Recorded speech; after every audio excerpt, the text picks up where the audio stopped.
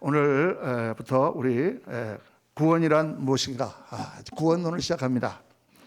그동안에 이제 우리 하나님 나라에 관하여 말씀 묵상했고, 하나님 성부 하나님에 대해서 우리가 말씀을 또 12시간 묵상을 했고, 또 예수 그리스도에 대해서, 또 성령에 대해서 말씀을 묵상했습니다. 아주 중요한 내용들을 저희들 묵상을 했고, 이제 오늘 실제적인 삶에 들어가서 구원론에 대해, 우리가 믿음으로 구원받는다는 것이 무엇을 말하는가, 또 구원이라는 것이 그냥 믿기만 하는 것으로 끝나는 것인가, 과연 어떠한 의미인가, 굉장히 풍부한 내용이 이 가운데는 들어있습니다. 또 믿음이라는 것은 무엇인가, 어떻게 믿는 것이 하나님이 기뻐하시는 믿음인가, 이런 것도 우리가 다 살펴보기를 원합니다. 그래서 오늘은 첫 시간 구원이란 무엇인가, 다 우리 말씀을 같이 읽겠습니다.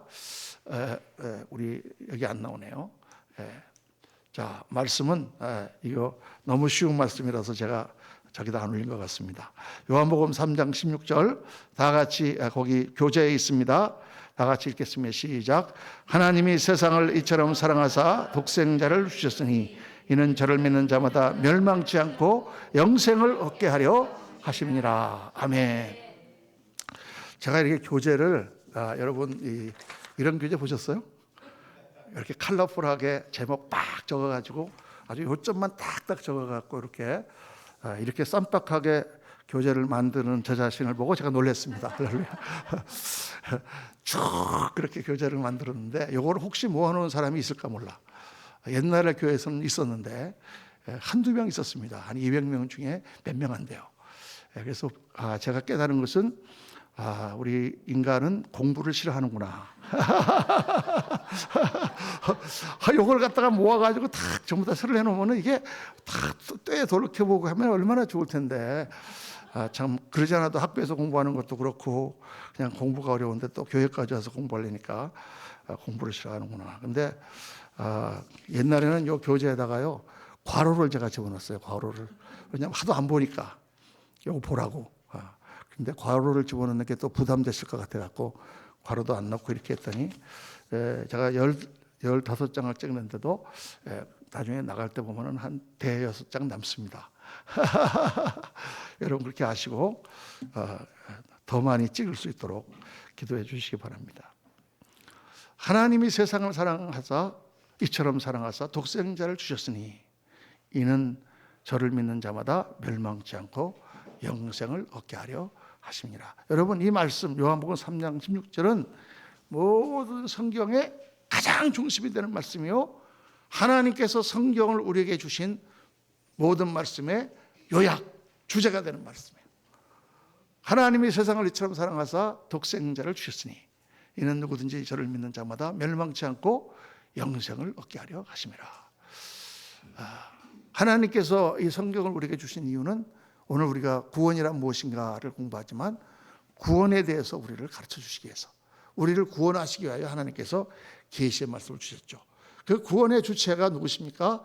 바로 예수 그리스도입니다. 예수 그리스도를 통하여 구원하시기 위하여 하나님께서 구약을 쭉 통하 역사하시고 이스라엘 백성을 세우시고 그들에게 율법과 제사법과 성막과 모든 것을 주시고 선지자들을 보내시고 그들을 통하여 하나님의 그 말씀을 보관하게 하셨다가 때가 되매 여자에게서 하나님께서 예수 그리스도를 나게 하시고 예수 그리스도를 통해 십자가에서 죽으심으로 우리의 죄를 다 대속하게 하시고, 그래서 모든 하나님이 기뻐하는 사람들을 다 주님 앞으로 불러 모으시는 구원의 역사가 시작되는, 바로 그거죠. 그게 성경의 전체 이야기고 그게 바로 하나님 나라를 이루는 하나님의 계획이라. 그래서 이 요한복음 3장 16절 말씀이 제일 중요한 말씀이고 중심이 되는 말씀이에요. 하나님이 세상을 이처럼 사랑하사, 하나님이 우리 모든 인간들을 만들어 놓으시고 사랑하셨다. 그렇게 사랑하셨는데 하나님이 그래서 뭐를 주셨냐? 뭘 주셨어요? 또 돈을 많이 주시든가 좀 이렇게 건강을 확 주시든가 장수를 주시든가 이렇게 하지 않고 뭐를 주셨다고? 독생자를 주셨다. 독생자 예수 그리스도를 하나님이 그렇게 우리를 사랑했기 때문에 뭘 주셨느냐? 독생자를 주셨다. 왜 독생자를 주시는 거예요? 딴 거 주시지. 다이아몬드 같은 거 막 집 한 80평짜리 이런 거 주시지. 왜 독생자를 주셨느냐? 이는 저를 믿는 자마다 멸망치 않고 왜 독생자를 주셨느냐? 우리가 다 멸망할 수밖에 없는 존재들이기 때문에. 인간은 어떻게 된다? 다 멸망한다. 이 온 우주도 어떻게 된다? 다 멸망을 향하여 가고 있다. 하나님께서 멸망하지 않고 그 가운데 하나님의 백성을 구원해내기 위하여, 영생을 주시기 위하여 예수 그리스도를 보내셨다. 딱 이렇게 정확하게 요한복음 3장 6절은 구원에 대하여, 인간에 대하여, 죄에 대하여, 심판에 대하여 말씀하고 있는 것입니다. 하나님의 인간을 지으신 목적부터 구원에 이르기까지 전체를 이렇게 요약한 이런 명문은 없어요. 여러분 다 외우시죠? 못 외운 사람 다 없습니다. 어렸을 때부터 다 배워가지고 하나님이 세상을 이처럼 사랑하사 이렇게 하고 다 배웠단 말이에요. 독생자를 주셨으니 이는 누구든지 멸망하지 않고 영생을 얻게 하려 하심이라. 동그라미 딱 치면서, 그죠? 자, 그래서 왜 구원이 필요한가? 자, 우리 말씀을 보면은요, 인간을 하나님께서 창세기에 보면은 하나님께서 모든 만물을 지으시고 그 가운데 인간을 지으셨는데 인간을 하나님의 형상으로 창조하셨다, 이렇게 말씀합니다. 하나님의 형상에 대해서 우리가 공부했죠. 그 전에 하나님의 형상으로 창조하셨던 말은 하나님과 비슷한 모양으로 만들었다. 하나님과 같은 영을 주셨다. 하나님과 같이 도덕적인 존재로 우리를 만드셨다. 선택할 수 있는 존재로 만드셨다. 이런 모든 조건들이 다 하나님과 비슷한, 그러니까 이 하나님의 형상으로 창조되었다는 말 가운데 가장 중요한 컨셉은 하나님과 닮은 꼴로 만들었다는 거죠. 인간을 만드셨는데 우리 인간을 어떻게 만드셨다? 하나님과 비슷하게, 하나님과 닮은 꼴로. 여러분, 이게 굉장히 중요한 것입니다. 오늘 이 세상의 이 세상 철학은 우리 인간에게 어떠한 사상을 계속 주입시키고 있습니까? 이 세상이 주입하는 계속적인 사상은 우리 인간은 하나의 동물이다라는 것을 계속 주장하는 거예요. 겉모양으로 볼 때 눈이 있고 코 있고 입 있고 먹고 싸고 자고 똑같아. 다른 동물이나. 머리만 좀 좋은 것 같아. 그래서 인간을 머리가 좋은 고등동물이다, 이렇게 생각한단 말이에요. 그게 세상 사람들이 지금 인간을 판단하는 거예요. 그게 뭐 좋아요, 여러분? 동물 되시고 싶으신 분. 근데 하나님은 처음부터 우리를 지으실 때 뭐로 만드셨다? 하나님과 비슷한 존재로 만드셨다는 거예요. 성경은 우리에게 하나님과 비슷한 존재가 되는 법을 가르치는 말씀이고, 세상 철학은 우리에게 동물과 비슷한 존재가 되는 것을 가르치는 거예요. 그러니까 동물처럼 사는 거예요, 오늘날 이 시대가. 옛날에 하나님을 안 믿고 복음을 모르던 시대에도 사람들은 동물과 우리는 같지 않다고 그렇게 주장을 했고, 뭔가 어떤 사람들은 선비 같은 조선시대 사람들도 끝까지 물질 이런 거 더러운 거 그런 거 안 하고 우리는 고하게 살아보겠다. 아니면 동양에서는 저 산속에 들어가 살아보겠다. 이렇게 신적인 것을 추구하던 게 인간인데, 오늘날 물질 문명이 발달하면서 인간을 동물적인 존재로 완전히 비하시켰습니다. 근데 하나님은 그렇게 지으시지 않으셨다. 우리를 하나님의 형상으로 만드셨다. 할렐루야. 그러면 왜 인간을 하나님의 형상으로 만드셨느냐? 왜 그냥 동물인데 하나님과 비슷한 존재로 인간을 만드셨느냐? 왜 인간을 사랑하는 존재로, 인간을 선택하는 존재로, 왜 인간은 영을 가지고 하나님과 교통하는 그런 존재로 하나님 만드셨는가? 그 이유는 하나님께서 인간을 사랑하시기 위해서 이렇게 만드셨다는 거예요. 그게 성경이 말씀하는 겁니다. 하나님은 사랑이시라. 하나님은 사랑이시라. 하나님이 인간을 왜 만드셨느냐? 사랑하시기 위해 만드셨단 말이에요.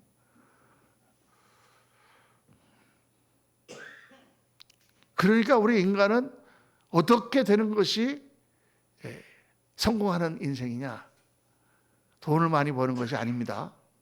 높은 자리에 올라가는 것이 아닙니다. 대통령이나 영웅이 되는 것이 성공하는 인생이 아니라 하나님을 사랑하는 사람이 되는 것이 인생의 성공이에요. 아멘입니까?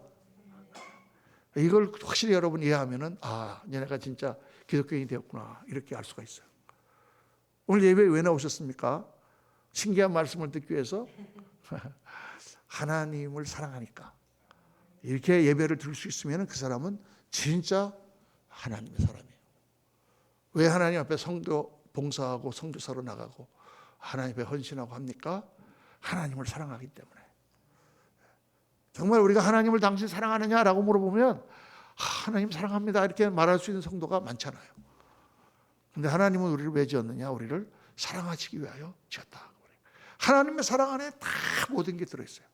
하나님을 사랑하게 되면 사람도 사랑하게 되고, 하나님을 사랑하게 되면 다른 모든 것도 다 할 수 있게 되고, 하나님 사랑 안에서 나 자신을 사랑하게 되고, 하나님 안에서 자유를 얻게 되고 참 행복을 얻게 됩니다.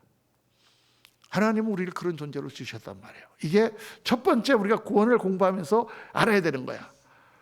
그래서 왜 인간은 타락할 수 하고 그 선악과를 따먹은 게 죄가 되었는가를 알 수가 있단 말이에요. 그래서 하나님이 우리 인간을 사랑하는 존재, 사랑하기 위하여 지었기 때문에 인간은 어떤 존재다? 관계적인 존재다는 거예요.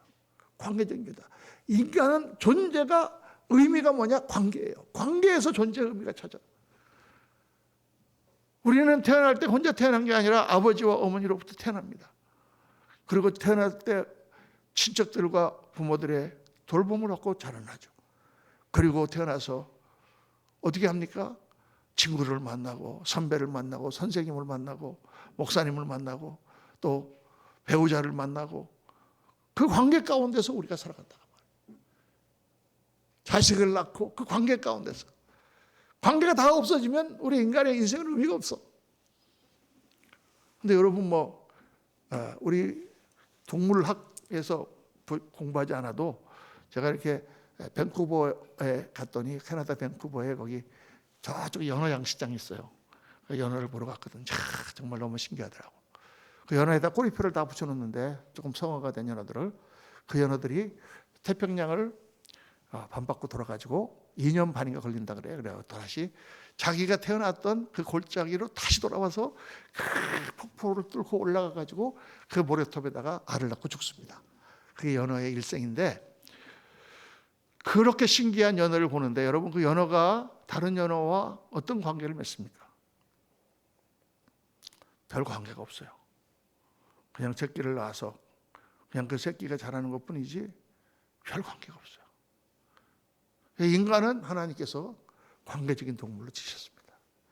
그래서 우리가 아무리 뭐가 없어도 사랑하는 사람이 옆에 있으면 우리 힘이 나고 아무리 우리가 잘 살아도 싸우고 부닥치면 우리 인생은 고달프기 짝이 없어요. 인간은 그런 존재로 지었습니다. 인간은 관계적인 존재로 지었다. 여기까지 이해가 되시면 아멘. 네, 그렇죠. 관계적인 존재로 지었기 때문에 하나님께서 인간을 지으시고 에덴 동산을 만들어 주셨어요. 에덴 동산을 만들어 주시고 거기에 있는 모든 것을 인간에게 다 공급하셨어요.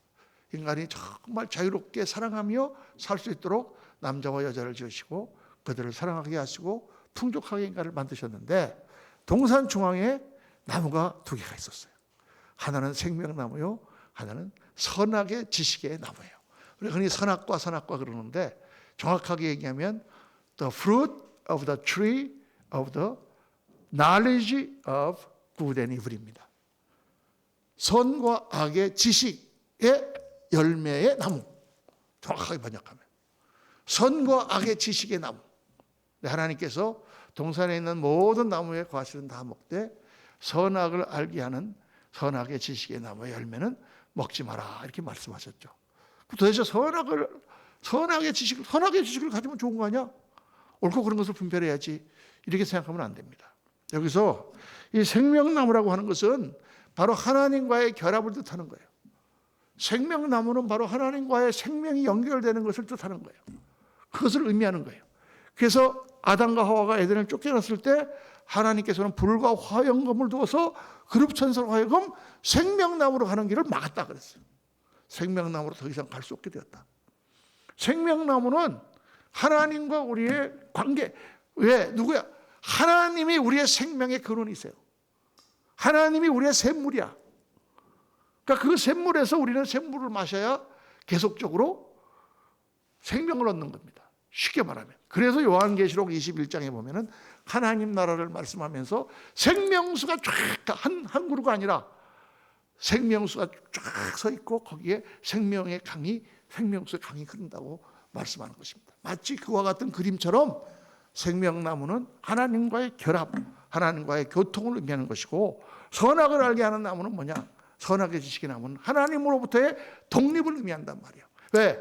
하나님이 선이요, 하나님이 시키시는 대로 우리가 사는 것이 우리가 올바른 인생인데, 자기가 자기의 선악을 판단하는 자기의 기준을 가지는 것을 말해요. 아버지가 야, 너 이렇게 해라, 저 이렇게 해라 하면 네네 하고 순종할 때는 걔가 그냥 아들이었는데, 어느 날 아버지가 이렇게 해라 할 때 싫어요, 난 이렇게 안 살래요 하고 걔가 뛰어나간다면 그거 뭐를 의미해요? 아버지로부터의 독립을 의미하는 것입니다. 아버지로부터의 분리를 의미하는 거죠. 마찬가지입니다. 선악과를 따먹었다는 게 그 과일 하나 따먹었다고 그것 때문에 인간을 죄가 돼서 하나님 앞에 지옥으로 가느냐, 이렇게 생각하면 안 돼요.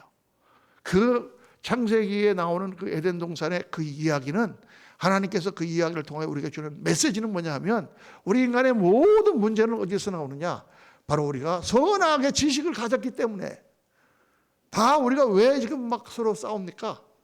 다 각자의 선악의 지식이 다 달라. 내가 생각하는 선악의 지식과 저 사람이 생각하는 선악의 기준이 달라. 그러니까 부닥치는 거예요, 맨날. 부부가 싸우면서 내가 틀리고 당신이 맞아, 그런데 한번 싸워봅시다, 이런 사람이 있습니까? 없어요. 다 내가 맞고 당신이 틀리다 그러지. 나라와 나라가 싸우면서 우리가 나쁜 사람이고 너네가 좋은 사람인데 그래서 싸워보자, 이런 사람 아무도 없습니다. 다 자기네가 옳은 거야. 자기들이 일으키는 건 다 성전이야. 거룩한 싸움이야. 다 자기들이 공격해도 자기들은 방어하는 거야. 그렇죠? 모든 세상은 다 자기를 변호합니다. 제가 옛날에 라멕의 시를 묵상할 때 그 말씀드렸잖아요. 라멕이 자기 신라와 아다라고 하는 두 아내에게 말하잖아요. 내가 나의 상함을 인하여 내가 그 소년을 죽였도다. 최초의 전쟁시가 성경에 나오는 최초의 시라 그랬죠. 다 서로를 죽이면서 싸우면서 그렇게 사는데, 그걸 다 자기가 정당화한단 말이에요. 저놈이 나를 먼저 쳤기 때문에 내가 죽인 거지, 내가 죽이고 싶어 죽인 게 아니다. 인간의 속성은 바로 선악을 알게 하는 나무를 먹기 때문이에요. 그래서 예수님을 믿으면은 선악의 분별을 우리가 어떻게 합니까? 하나님의 말씀과 하나님께서 우리를 인도하시는 그 길을 따라 우리가 선악을 판단하는 거예요. 내가 가지고 있는 지식으로 판단하는 게 아니에요, 여러분. 내가 가지고 있는 지식은 세상의 지식으로 오염돼 있어. 물론 그 가운데는 맞는 것도 있지.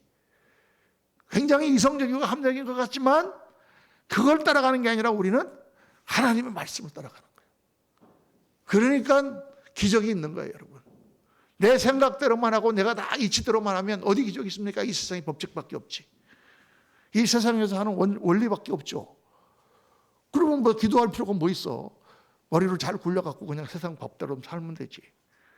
우리가 기도를 한다는 것은 무슨 뜻이냐? 하나님 이걸 도와주세요라는 말씀도 있지만, 하나님의 뜻을 따라 살겠습니다. 하나님이 말씀하신 대로 순종하겠습니다.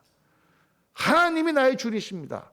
하나님이 모든 것을 인도하십니다라고 하는 고백이 거긴 들어가 있는 거예요. 그러니까 하나님 앞에 순종하는 것이 기도입니다. 하나님의 뜻을 따라, 내 생각을 따라 살지 아니하고 하나님의 뜻을 따라 살겠습니다. 하나님의 생각대로 살겠습니다. 그게 예수 믿는 거예요. 여러분, 선악의 지식의 나무를 우리 가지고 있는 것을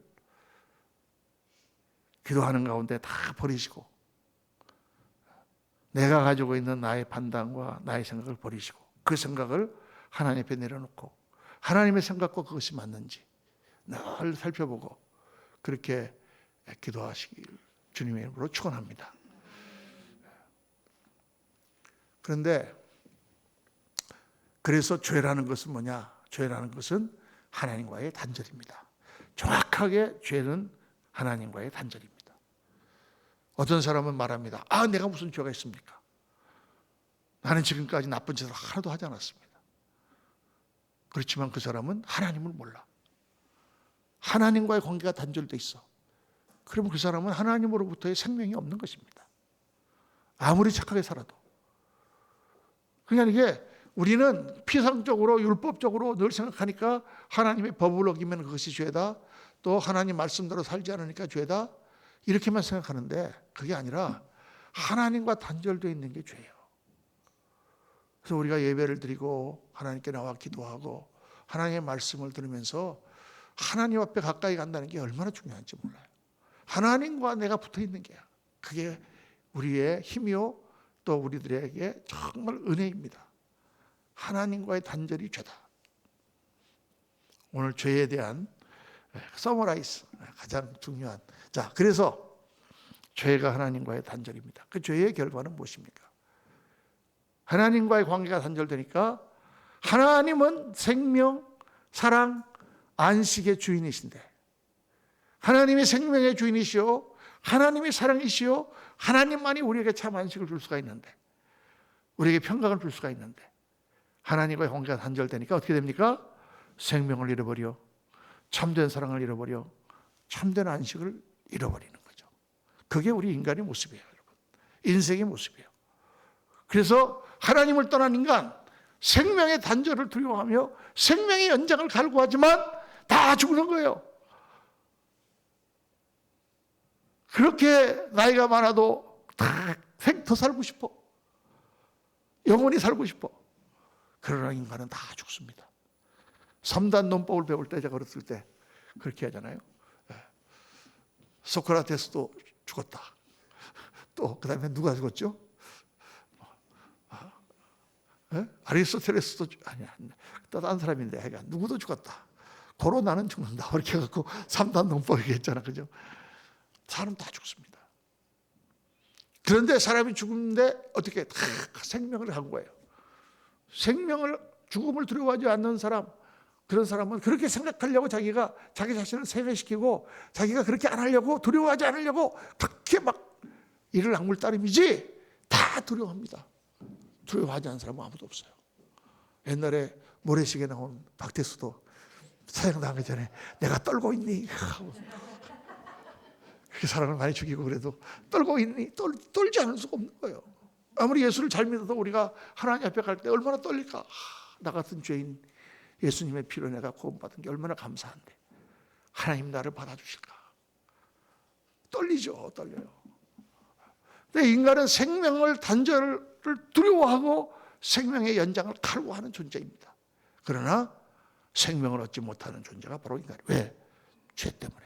죄라는 게 뭐예요? 하나님과의 단절이다. 그 다음 사랑. 우리는 사랑에 굶주려 합니다. 사랑이 없으면 살 수가 없어요. 우리는 사랑을 받아야 돼요. 사람의 사랑을 받아야 돼요. 친구의 사랑을 받아야 되고 옆에 있는 사람의 사랑을 받아야 되고 목사님의 사랑을 받아야 되고 성도들의 사랑을 받아야 되고 자식의 사랑을 받아야 되고 우리는 사랑에 굶주리는 사람들인데 다 그래서 사랑에 주려 하는데 충만하지 않은데 그나마 그 사랑도 다 왜곡된 사랑이에요. 자기중심적인 사랑. 우리 인간들이 불행한 이유가 바로 그렇습니다.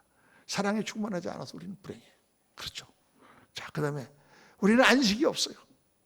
자신의 안식을 위해서 투쟁하고 자신의 안식을 위해서 다른 사람을 짓밟고 올라가고 싸워서 안식을 쟁취하려고 하지만 안식이 없어요.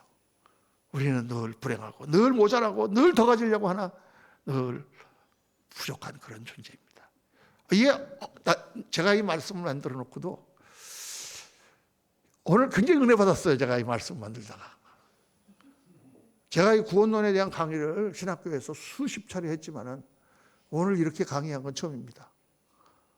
오늘 어떻게 이게 신학교에서 말씀하는 이 어려운 내용을 성도님들한테 간단 명료하게 이거를 제시할 수 있을까 하고 이렇게 연구하면서 말씀을 준비하다가 이 말씀을 제가 준비하면서 정말 하나님 감사합니다. 그렇습니다, 여러분. 정말 그런 거예요.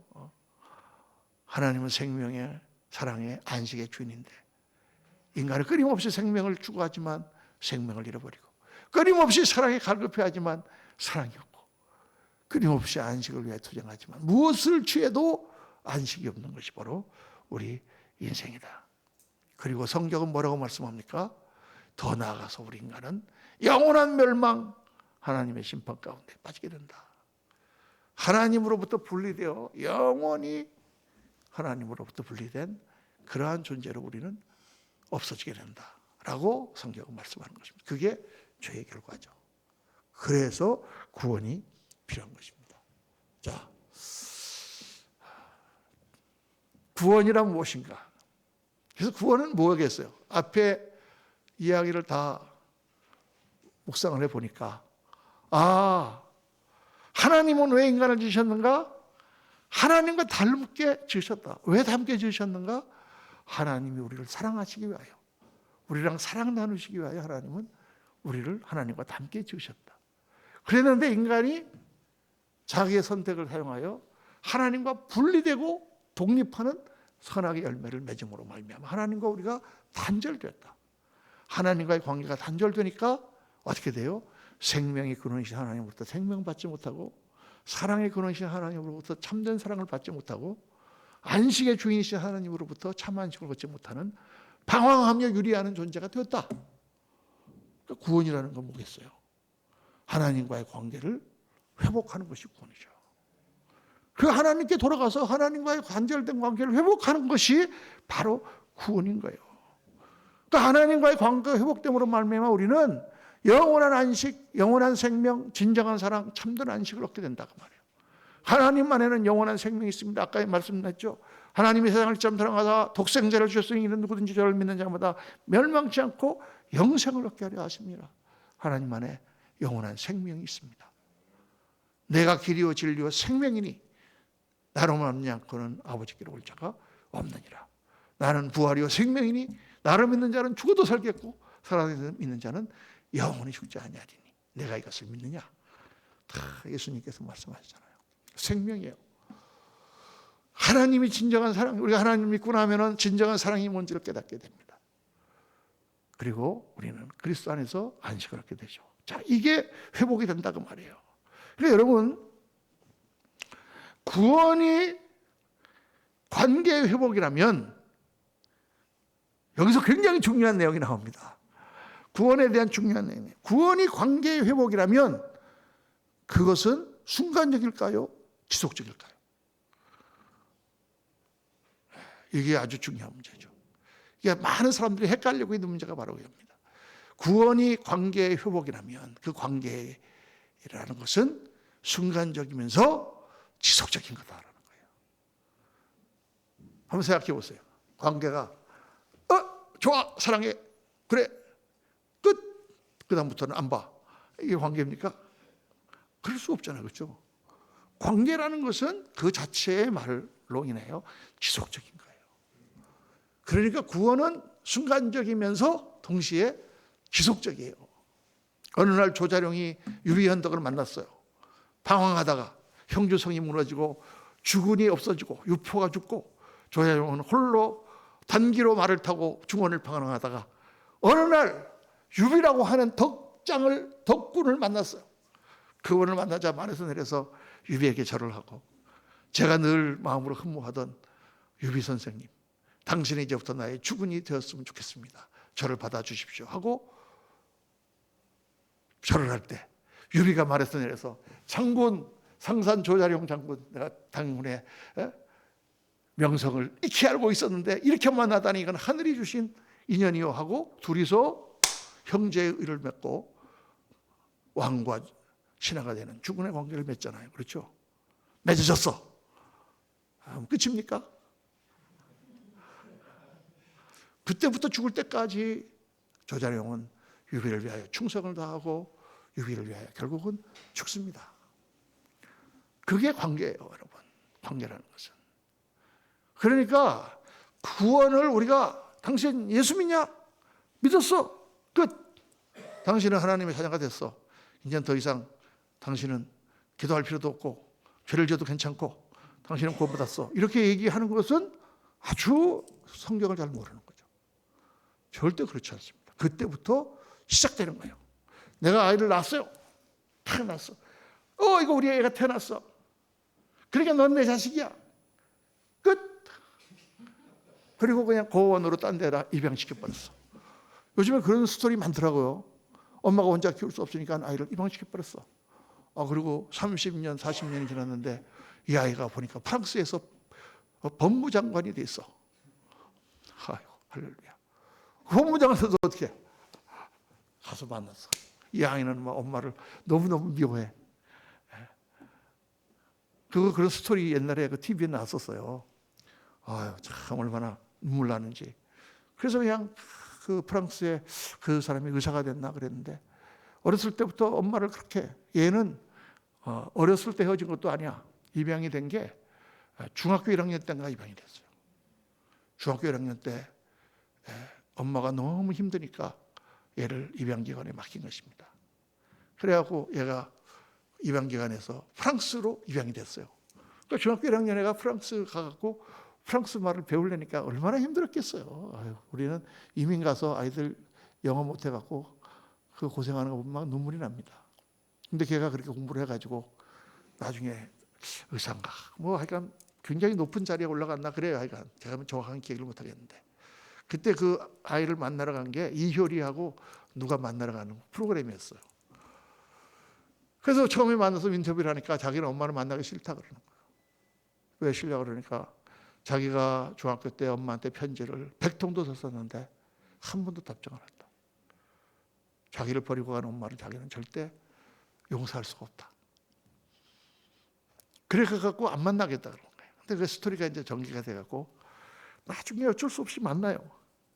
그래갖고 그 베르샤유 궁전 같은 그런 궁전에서 이쪽에서 딱 만나는데 저쪽에 엄마가 나타나니까 얘가 막 눈물 흘리면서 뛰어가는 거예요. 엄마, 그러고 아이고 내가 뭐 얼마나 울었는지 몰라. 나는 그런 거 보다가 난 잘 웁니다. 정말 아이고. 옛날에 국제시장도 그거 보다가 내가 그냥 마지막에 막순이 만나는 걸 보면서 막 울었어. 그냥 그 영화관에서 막 울었어. 얼마나 눈물이 나는지. 그렇죠. 여러분, 우리가 하나님을 만나는 게 그런 것 같은 거예요. 우리가 하나님의 자녀로 태어났는데 그 관계가 끊어져서 방황하다가 어느 날 다시 아버지 하나님을 만나는 거예요. 이게 얼마나 놀랍습니까? 하나님의 은혜죠. 그러니까 그 관계가요 절대 단절될 수가 없는 거예요. 관계가 지속돼야 되는 거예요. 관계가 지속될 때 그 관계가 빛이 나고 참 관계가 되고 그 안에 사랑이 꽃피고 그 안에 정말 교통이 일어나고 나눔이 일어나고 영광이 나타나는 거죠. 그러니까 구원이라는 걸 여러분 그렇게 그냥 예수 믿으면 구원이다 이렇게 생각하면 안 돼요.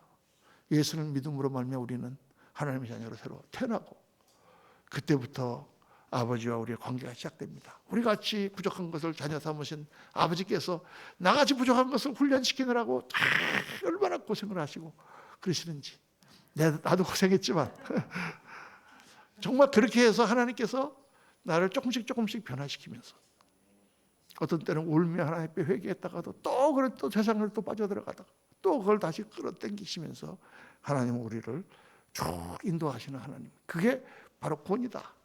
그렇구나. 어떻게 관계를 회복하느냐.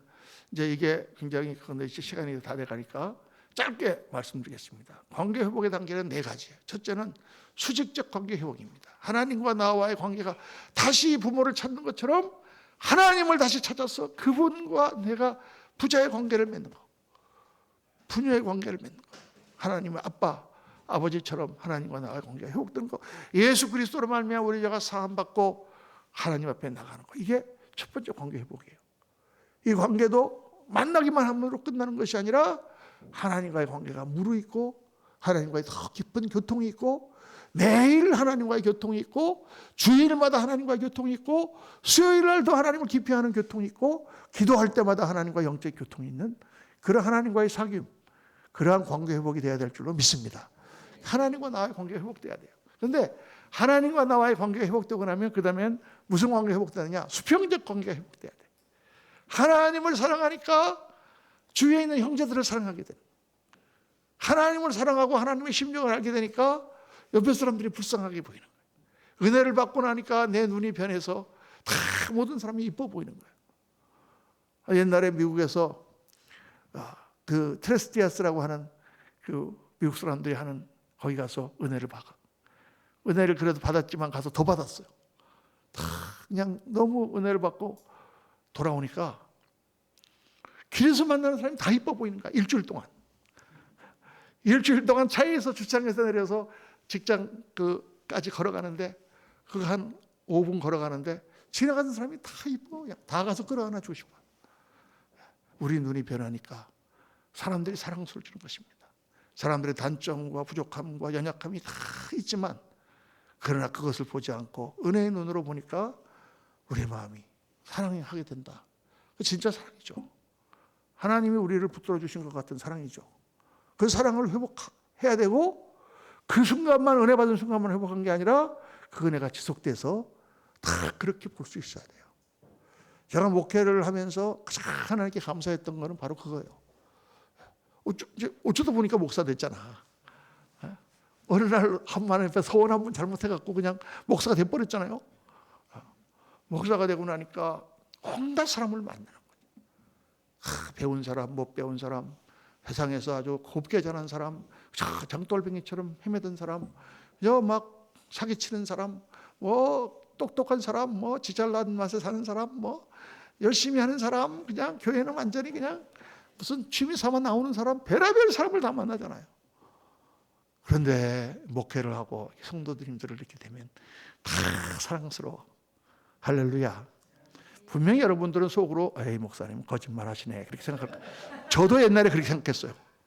저도 우리 목사님이 재직회를 5시간씩 하고 아주 그중에 못된 집사들이 아주 목사님한테 험한 말을 하고 그런 거를 내가 집사를 보면서 야 저거 인간이냐 저거 확 나가서 그냥 한구탱이 패 뿌리고 싶은 막 그런 생각이 막 일어나고 그러자 이제 월요일 날 제가 목사님 도와드린다고 월요일 날은 내가 쉬는 날이라서 목사님 도와드린다고 나갔는데 사무실에 가서 뭐 이것저것 정리하는데 목사님 들어오셨어. 그래서 아유 목사님. 그래서 제가 이제 인사로 그냥 목사님 어제 너무 고생 많으셨어요. 그랬더니 씩 웃으시더라고. 그래서 아유 정말 못된 사람 많죠. 내가 딱 그러니까 목사님 뭐라 하냐면 남학희 목사님입니다. 담내기 목사님인데 그래 문집사 근데 나는 아무도 안 미워. 순간 저는 딱 생각했습니다. 우리 목사님 위선자구나. 내 앞이라고 말을 저렇게 하는구나. 그런데 자꾸 그 생각이 나는 거예요. 나는 아무도 안 미워. 그 정말일까?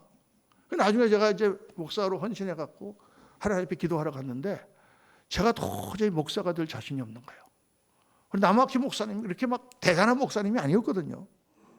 그냥 보통 목사님이에요. 그런데도 저 목사님이 나는 아무도 안 미워 그렇게 말씀하시는데 야 나는 저렇게 될 수 있는 자신이 요만큼도 없는 거예요. 우리 목사님의 신발끈을 매기에도 합당치 않은 신들매를 풀기에도 감당이. 그게 내가 무슨 목사가 된다고 그러나 가서 그냥 금식기도 하고 그래도 확신이 안 오더라니까요. 그러니까 목사가 그런 거라고 말씀할 때 위선자라고 생각했어요. 여러분 놀랍게 내가 목회를 시작하고 나니까 그렇게 되더라니까. 우리 울 안에 든 성도들이요 내 그냥 뱃속을 다 빼내줘도 안 아까워. 그냥 우리 성도가 뭐가 잘못되면 그냥 그놈을 가서 때려잡고 싶어. 야, 이런 마음이 나한테 있었던 마음이 아니죠. 하나님께서 주시는 목자의 마음이죠. 그렇게 됩니다. 그래서 참 얼마나 목사가 된 게 감사한지. 나 같은 사람 하나님께서 부르셔서 이렇게 목자를 하게 하신 건 너무 감사한 일이죠.